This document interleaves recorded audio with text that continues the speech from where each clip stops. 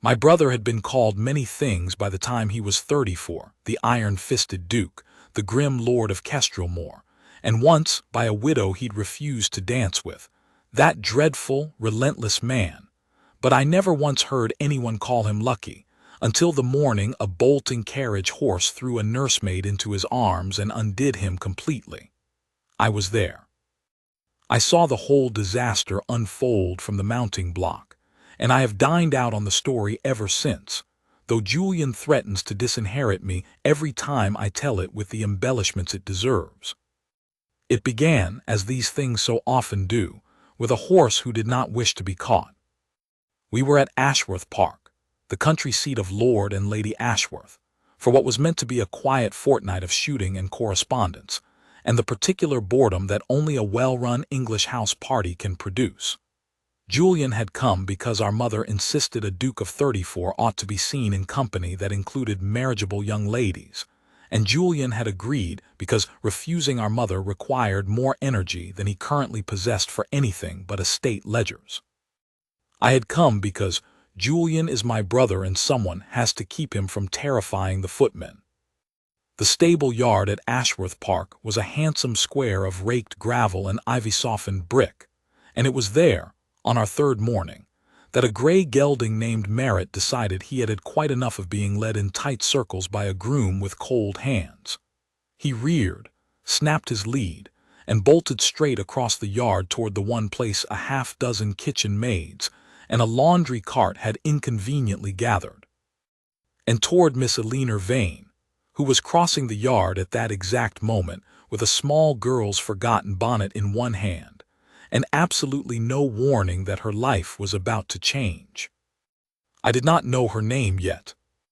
I only saw a young woman in a gray wool dress and a plain straw hat throw herself sideways to snatch a scullery boy out of the horse's path, lose her footing on the wet gravel, and go down hard, directly, spectacularly, and with a small shriek that I will admit was rather charming under the circumstances, into the one solid, immovable object in the yard. That object was my brother. Julian had come out to see about the noise, wearing the black coat he wore for every occasion as though color were an indulgence he could not afford, and he had just enough time to turn before 80 pounds of nursemaid struck him full in the chest and knocked them both into the hay cart behind him. I have replayed the next 10 seconds in my mind more times than is strictly dignified for a grown man. My brother, the Duke of Kestrelmore, a man who had once informed a marquis that his conversation was an imposition on my time and an insult to my intelligence, lay flat on his back in a scattered heap of hay with a strange young woman sprawled across him, her bonnet knocked sideways over one ear, her hand fisted in his cravat as though she meant to strangle him for the indignity, and both of them staring at each other with the particular blankness of two people whose morning has just gone catastrophically sideways. "I do beg your pardon," she said, in a voice that shook only slightly, "but there was a horse." "I noticed the horse," Julian said. "I don't suppose you might let go of my waist. I don't suppose you might let go of my throat." They looked down, simultaneously, at where his arm had closed instinctively around her back to break her fall, and where her hand still gripped his cravat in a knot that would take a valet a quarter-hour to repair. And this is the part I treasure. They both went perfectly, brilliantly scarlet, and neither one moved fast enough. Because by then the yard had gone silent, and every groom, maid, footman, and idling guest within view had turned to look, and Lady Ashworth herself had come to the stable door with her hand pressed to her mouth, and I heard, quite clearly, old Mrs. Pemberton Hayes, a guest with the loudest whisper in 3 counties, say to her daughter, "Well, I never." The Duke of Kestrelmore on his back in the hay with a woman's hand at his collar, in full view. That, dear reader, for I am told this story is meant to be read as much as told, is how it started. I helped Julian to his feet, though he did not thank me for it, and a stout woman who introduced herself as Mrs. Coulter, the head housekeeper, helped the young woman up with rather more fuss, brushing hay from her sleeves and murmuring apologies to her as though the horse had been the housekeeper's own personal failing. It was in that fussing that I learned her name and situation. Miss Eleanor Vane, nursemaid to Lord and Lady Ashworth's two youngest children, 5 years in service, and Mrs. Coulter added this in the tone of a woman defending a favorite, the steadiest hand in this house, my lord, and I won't hear a word said against her. No one had said a word against her, but by luncheon, several people had said a great many words about her, and none of them concerned her steadiness. I want to be fair to Ashworth Park's guests, most of whom were perfectly pleasant people who simply could not resist a good story, and this was, by any measure, a very good story. A duke, the Duke of Kestrelmore, no less, a man rumored to have refused 11 proposals of marriage on behalf of 11 hopeful mothers, had been discovered flat on his back with a servant girl astride him in a stable yard, in full view of a dozen witnesses. By the time the tale reached the drawing-room it had acquired details that had not, to my certain knowledge, occurred at all. I believe one version had Julian removing his own coat to lay beneath her, which even for my brother, who is not without gallantry, seemed unlikely given he'd had roughly 4 seconds warning of the entire event. "This is absurd," Julian said to me that evening, pacing his rooms like a man measuring the length of his own coffin. "I broke her fall. That is the whole of what occurred. I did not compromise the woman's honor by failing to dodge quickly enough." "You'll get no argument from me," I said, "but you'll get plenty from Mrs. Pemberton Hayes, who has already told 4 people that she personally witnessed you declare your intentions." "I declared nothing. I said I noticed the horse." "It's being reported as a declaration of considerable tenderness." Julian sat down heavily in the chair by the window, and for a moment the famous Kestrelmore scowl slipped, and I saw something underneath it that I had not seen in some years, a kind of bewildered, unwilling amusement, as though he could not quite believe the absurdity of his own circumstances and found it, despite himself, very slightly funny. "She had hay in her hair," he said, "and she scolded me for not letting go of her waist quickly enough, when I had, in fact, been trying to keep her from cracking her skull on the cartwheel." "Did you tell her that?" "There wasn't time. Her employer's housekeeper descended on us like the wrath of God." I said nothing, but I noted, because I notice things. It is rather my only function in this family besides inheriting nothing and causing no trouble, that my brother had not once, in the whole of this furious recitation, said one unkind word about Miss Vane herself. He was angry at the horse, at gossiping guests, at the indignity of hay in his cravat. He was not angry at her. In 5 years of watching Julian be cornered by ambitious mothers and simpering debutantes, I had never once seen him fail to say something withering about the woman in question within the first quarter hour. He had had a full evening now, and he had said nothing but that she'd had hay in her hair, in a voice that was almost, I want to choose this word carefully, because it is not one I ever expected to use about my brother, fond. Miss Vane, I gathered from more reliable sources than the drawing-room, was having a considerably worse time of it. I found this out because I went looking for her, not for any improper reason, only because I am the sort of man who cannot leave a good mess alone until he understands the whole shape of it, and because Julian, damn him, would never ask after her comfort himself while pride and propriety stood in the way. I found her in the small nursery sitting-room, mending a torn hem by candlelight, with the 2 Ashworth children long since put to bed, and an expression on her face that told me she had spent the day being talked about rather more than talked to. "Mr. Ashby," she said, rising at once, for I had given my name and not my title, which is a habit I keep because it produces far more honest conversation. "I hope you've not come to tell me your brother means to sue me for the state of his cravat. He hasn't a legal leg to stand on. You didn't ask to be run down by a horse." "No," she agreed, sitting back down, though she kept her spine very straight, the way people do when they are bracing for something. Though I understand half the house believes I arranged the whole affair. Mrs. Pemberton Hayes asked me this afternoon, with great sympathy, whether I had set my cap at a duke before or whether this was my first attempt. I informed her it was, in fact, my first and only attempt at catching a small boy before a horse trampled him, and that the duke had simply had the misfortune to be standing in the wrong place. I laughed before I could stop myself, and something in her face eased at the sound of it, not much, but enough that I understood she had been steeling herself all day against exactly the kind of scorn I was not giving her.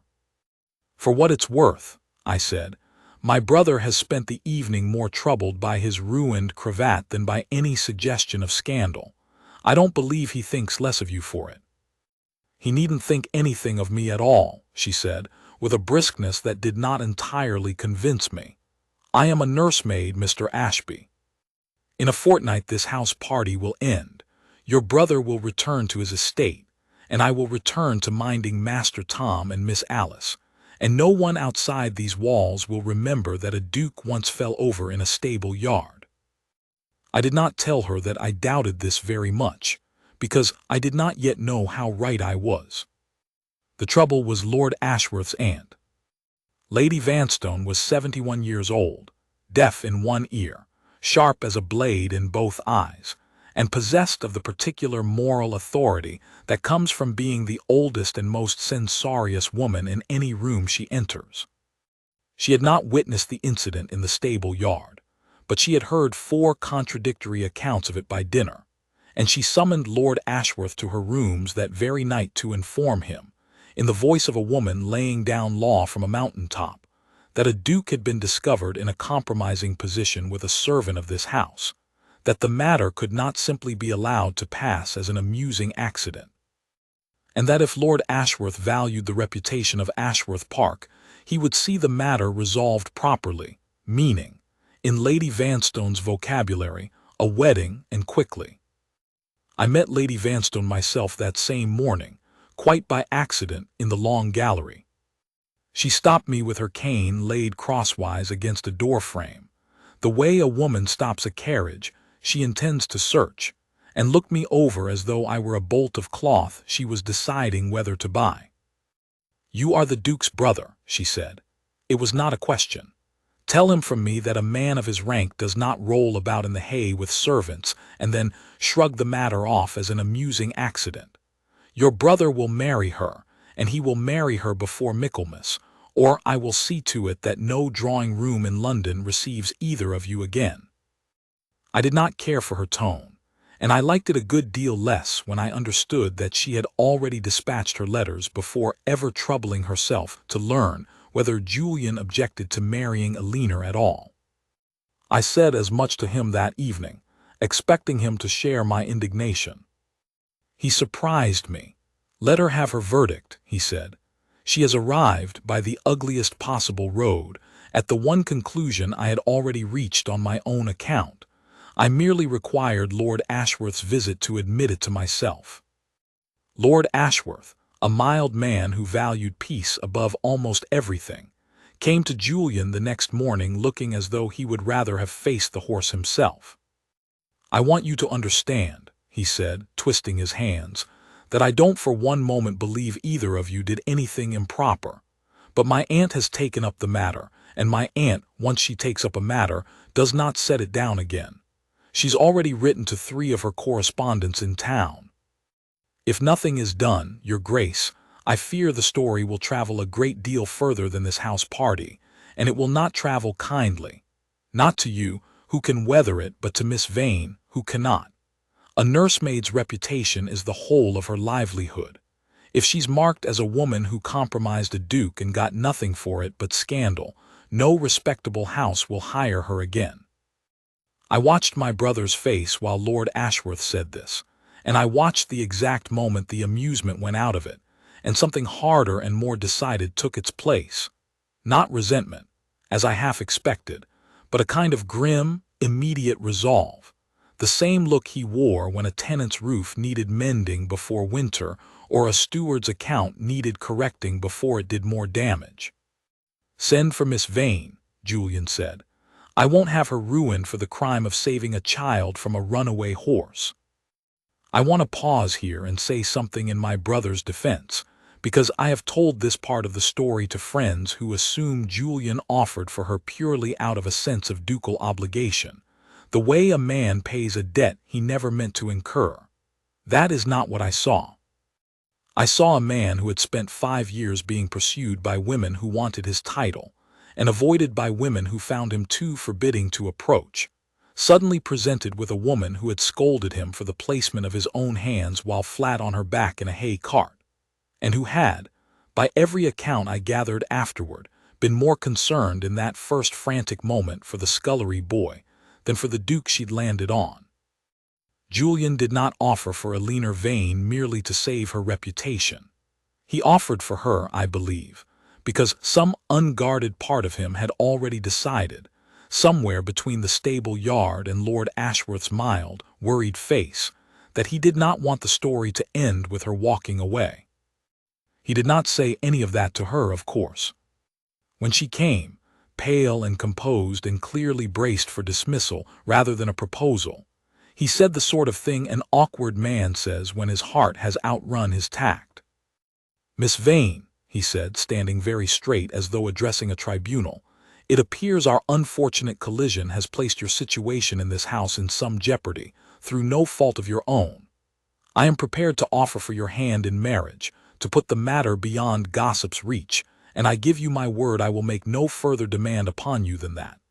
You would have my name, my protection, and a household of your own. I ask nothing else of you."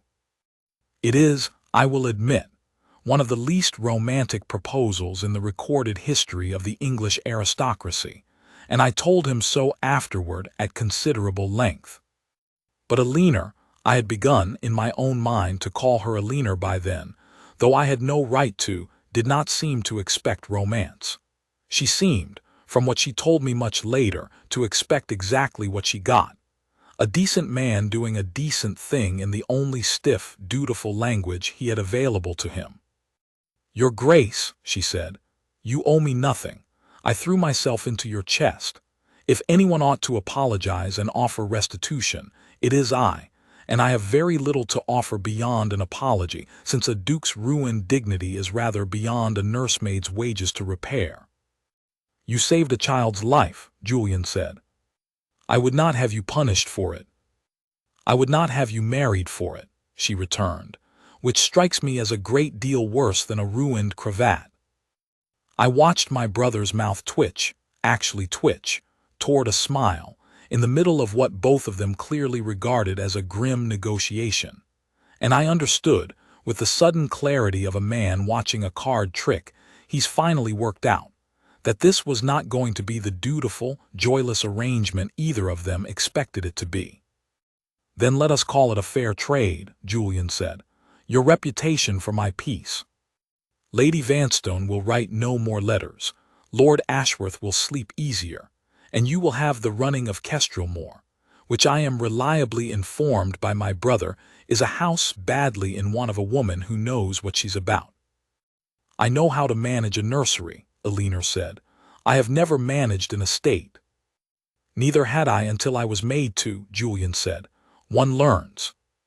She was quiet for a long moment, and I watched her weigh something, not the offer of rank, I think, which I suspect she'd have refused outright if that were all it was, but something else.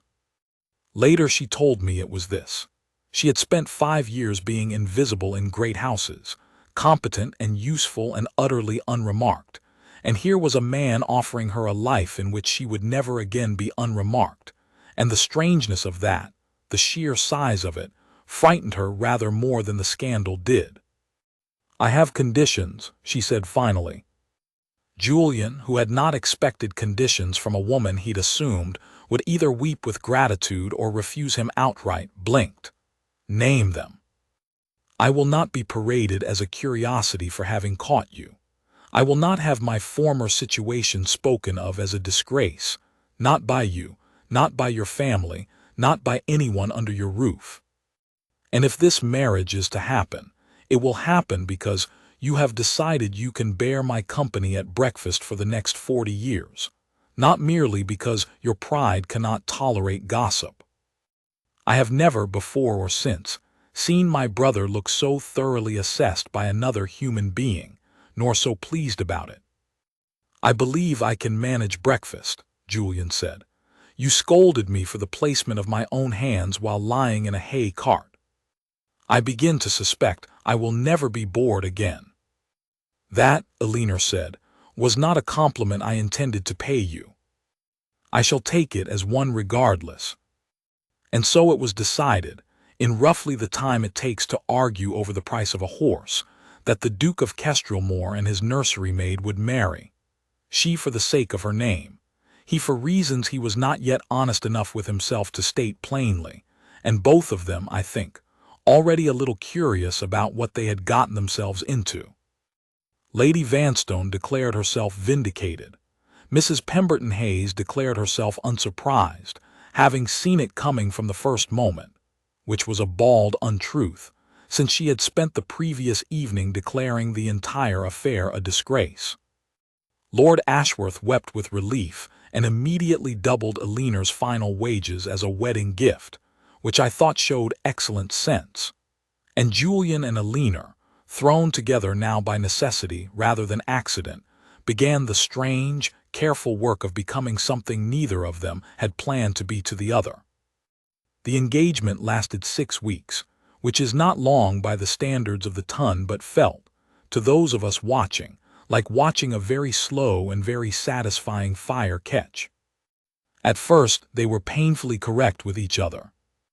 Julian called her Miss Vane in a voice so formal it might have been carved from stone, and Elinor called him Your Grace with a curtsy so precise it could have been measured with a protractor, and the two of them sat in Lady Ashworth's drawing-room of an evening like a pair of chess pieces someone had set on the wrong squares, exchanging remarks about the weather with the desperate energy of people trying very hard not to look at each other.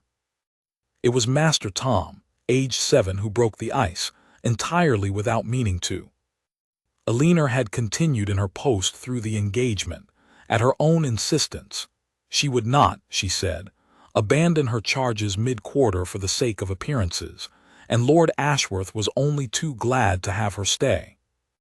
Julian, for his part, developed a sudden and previously unheard-of interest in visiting the nursery, on the pretext of becoming acquainted with the household he was marrying into, which fooled precisely no one, least of all 7-year-old Tom, who informed his nursemaid with the devastating honesty of small boys that the Duke keeps coming to watch you do the mending, and he doesn't even talk, he just watches, and it's very odd. It is very odd, Elinor agreed, not looking up from Tom's stocking, though I am told her ears went rather pink.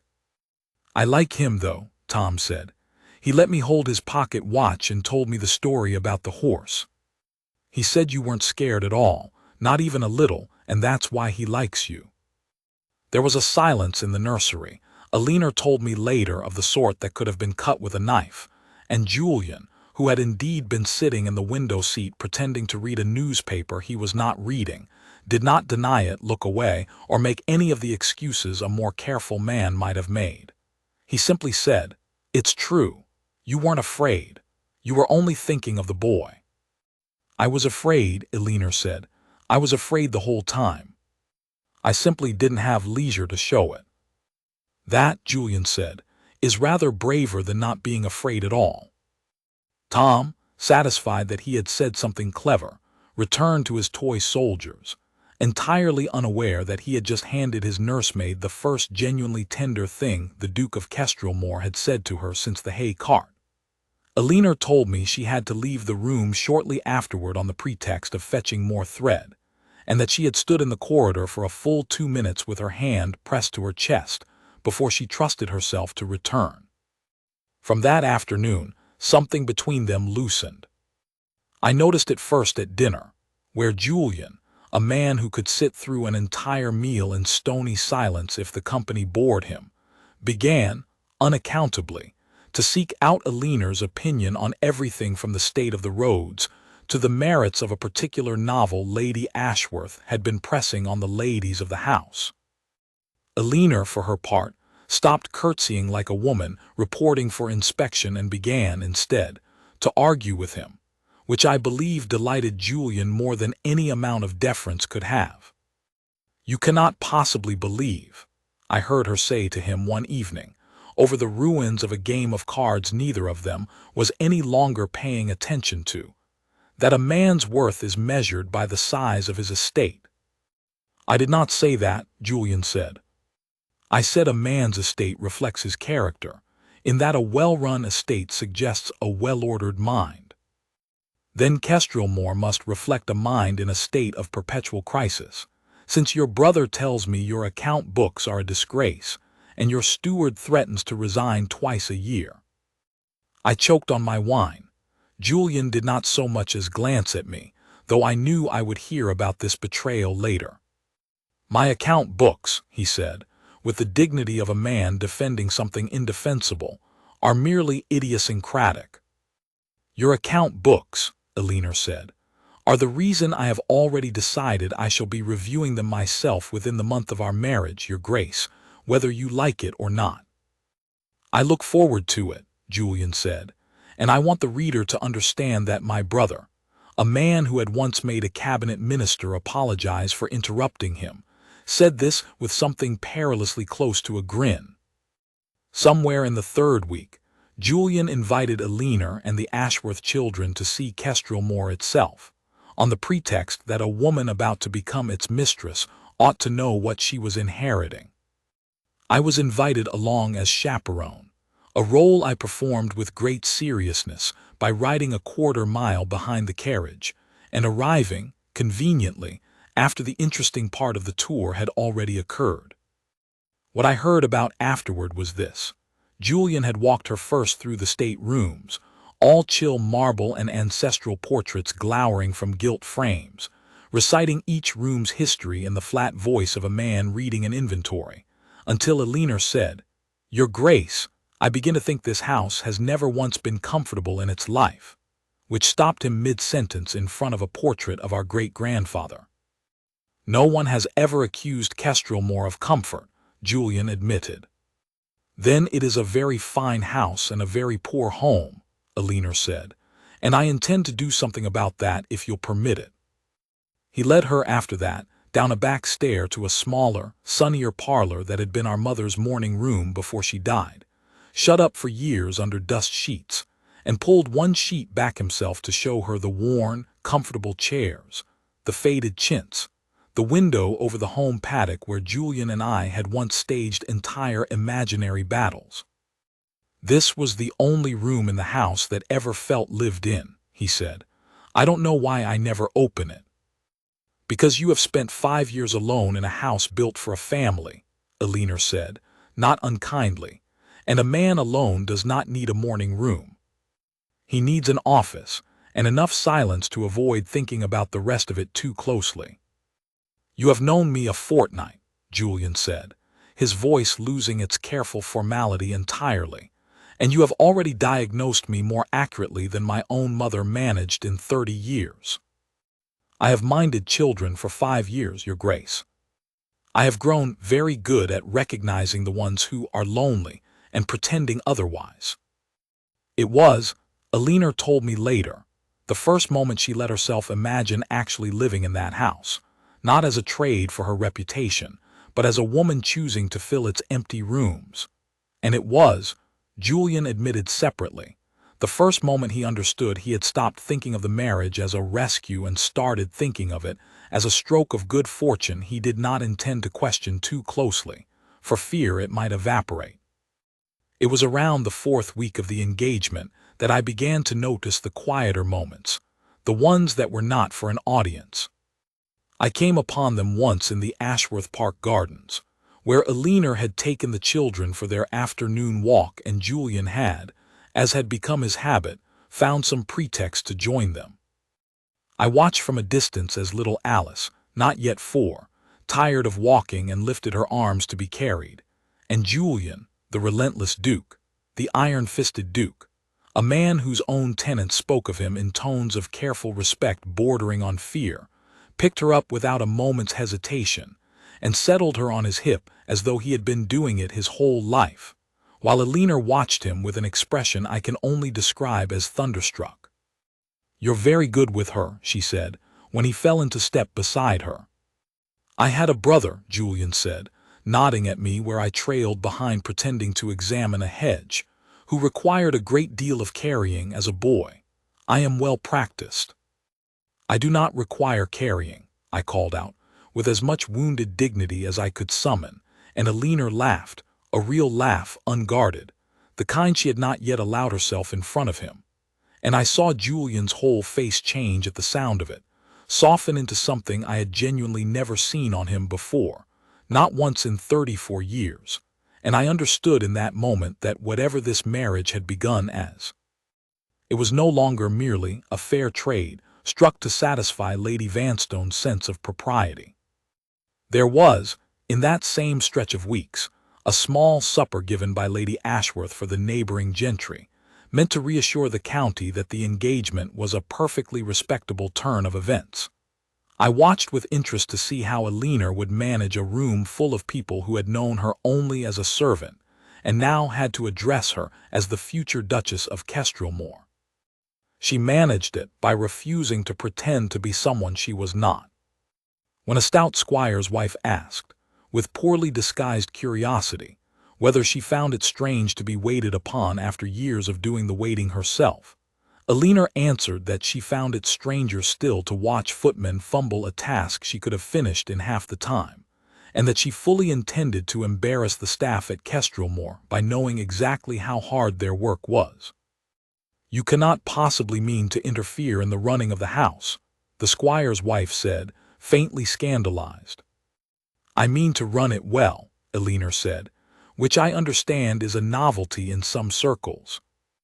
Julian, seated beside her, did not glance up from his plate, but I saw the corner of his mouth working, and understood he was losing a battle not to laugh outright at his own dinner table. When the squire's wife turned to him for support, Julian only said mildly, "My betrothed has strong opinions about household management, and I find I have grown rather fond of being told when I am wrong," which silenced the poor woman more thoroughly than any set-down could have. Later that evening, out on the terrace where I had gone for air, I came upon Julian alone, looking out over the dark garden with the particular stillness he wore when something weighed on him. "You're meant to be inside, charming your future neighbors," I said. "I have charmed exactly as many people tonight as I intend to charm in a decade," Julian said. "I came out to think about Alina, about how little sense any of this makes, and how little I care that it doesn't." His voice had none of its usual guardedness. "I have spent 5 years being courted for a title I did not ask for, Robert. Every woman who ever smiled at me across a ballroom was smiling at Kestrelmore, not at me. And then a woman who wanted nothing from me at all fell into my arms by pure accident, and I have not stopped thinking about her since. Tell me honestly, does that make me a fool?" "It makes you the least foolish man I've ever known," I said, "for once in your life recognizing a good thing when it lands on top of you." He laughed then, a real laugh, low and startled, as though the joke had caught him off guard as much as it caught me, and for a moment he looked less like the Duke of Kestrelmore, and more like the brother I remembered from before our father died, and the title settled on him like a weight he had never asked to carry. "I mean to marry her properly," he said, "not merely to satisfy Lady Vanstone. I want you to know that, in case anyone ever tells this story and gets the reason for it wrong." "I'll make certain they don't," I said, and I have kept that promise more or less faithfully in every telling since. There was a harder moment, too, and I think it is only honest to tell it, because it is the moment that turned the whole engagement from a comfortable arrangement into something neither of them could any longer deny. Word had reached London by then, as Lord Ashworth had feared, and it had traveled in the ugliest form such stories take.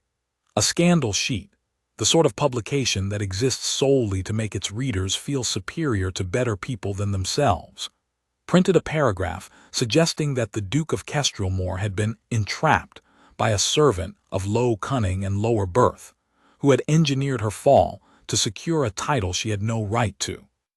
Someone at Ashworth Park had a copy delivered with the Morning Post, and by breakfast half the house had read it, and Alina, when she came down to fetch the children's tray, found the room gone quiet in the particular way that tells you everyone has just stopped discussing you. I saw her face when she understood why. I have rarely seen dignity cost a person so much to maintain.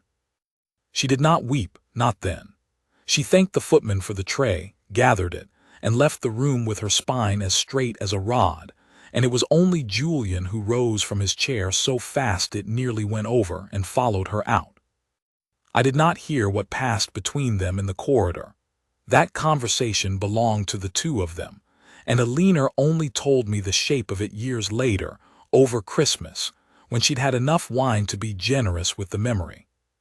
But I know Julian found her standing very still by the nursery door with the tray shaking slightly in her hands, and I know he took it from her before she dropped it, and I know he said something to her that she would not repeat to me in full, except for the last of it, which she recited with her eyes bright. He told me, she said, that he did not care what any sheet in London printed about either of us, that he had made his choice with his eyes open in that stable yard the moment he understood I'd thrown myself in front of a horse for a child who wasn't even mine to protect, and that if the whole of society wished to call it entrapment, he would spend the rest of his life proving them fools for it.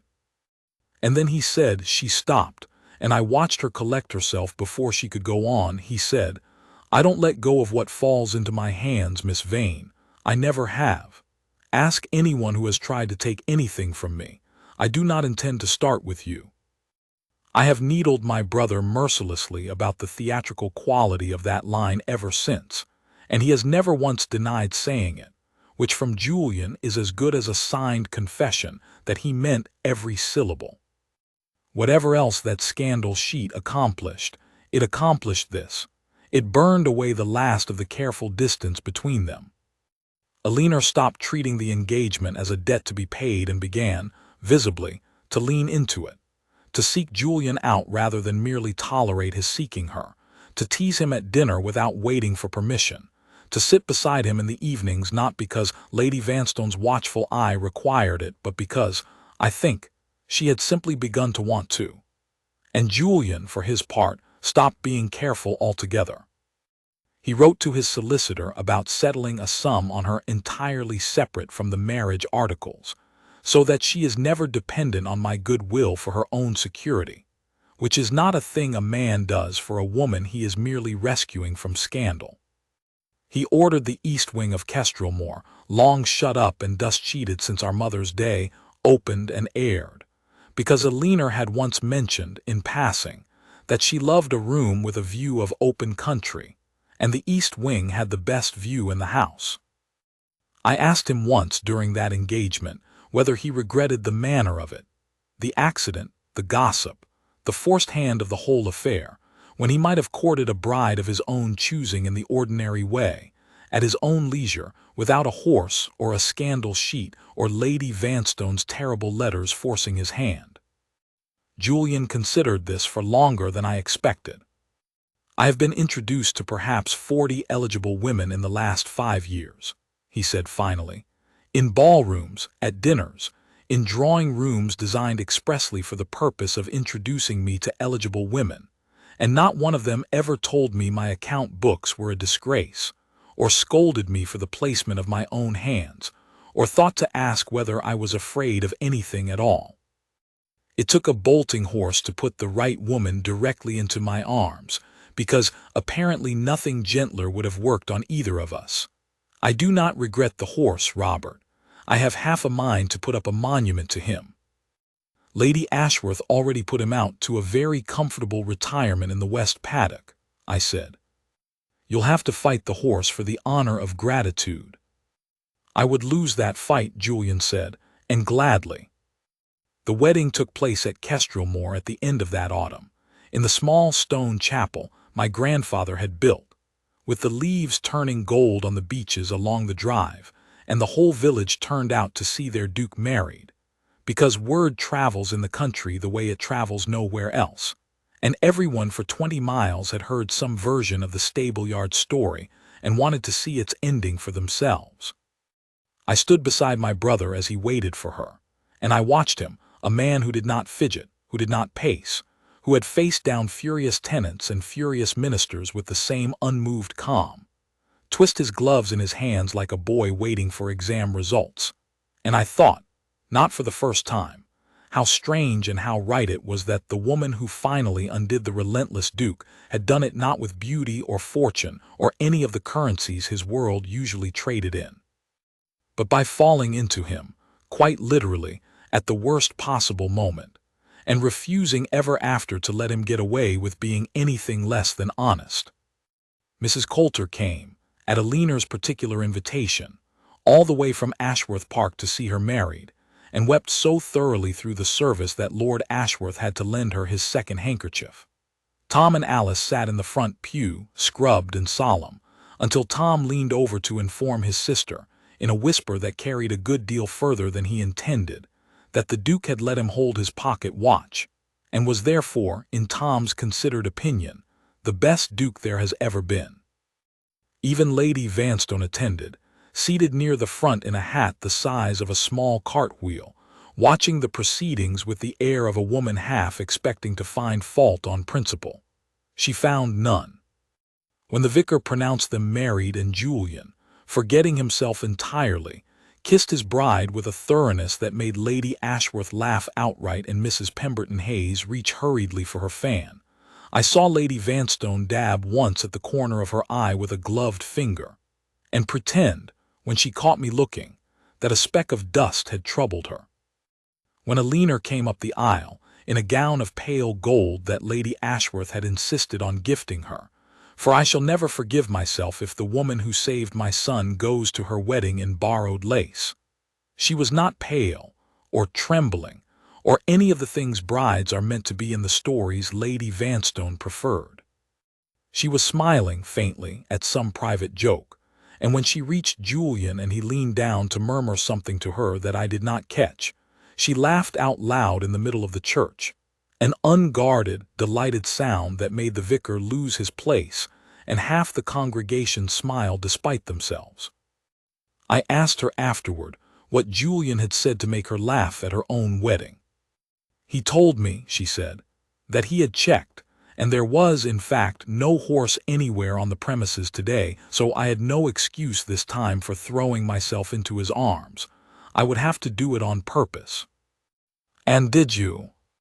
I did, Aliner said, quite happily, and I have been doing it every day since, and I intend to go on doing it for the rest of my life.